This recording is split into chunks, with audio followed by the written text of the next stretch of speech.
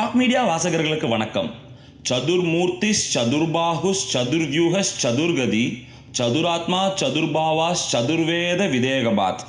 காஞ்சி ஸ்ரீ அத்திகிரி வரதர் வைபவம் இன்றோடு 45ஆம் நாள்.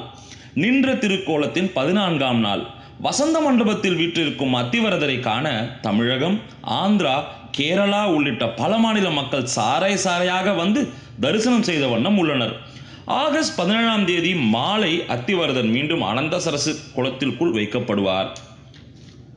இன்று பெருமாளுக்கு வெள்ளை மற்றும் ரோஸ் நிற பட்டாடை சாற்றப்பட்டுள்ளது. பலவித மலர்களால் அலங்கரிக்கப்பட்டு அழகே உருவாய் காட்சியளிக்கிறார் அத்திவரதர்.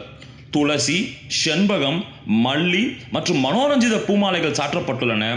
பெருமாளின் அபயஹஸ்தத்தில் பச்சை நிற பட்டுநூல் மாலை அணிவிக்கப்பட்டுள்ளது.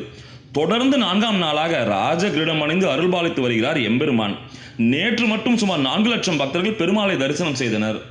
காவல்துறை அனைத்து பாதுகாப்பு ஏற்பாடுகளையும் மேற்கொண்டு வருகிறார்கள். பெருமாளை தரிசனம் செய்ய 3 கிலோமீட்டர் தூரம் வரை பக்தர்கள் காத்திருக்கின்றனர். நாளை ஆடி கருட சேவை. அதை முன்னிட்டு மாலை 5 மணி வரை மட்டுமே அனைத்து தரிசனங்களும் அனுமதிக்கப்படும். 2 மணிக்கு அனைத்து நுழைவாயில்களும் மூடப்படும். பெருமாளோட இன்றைய திருக்கோலத்தை இந்த வீடியோ மூலமா பார்த்திருப்பீங்க.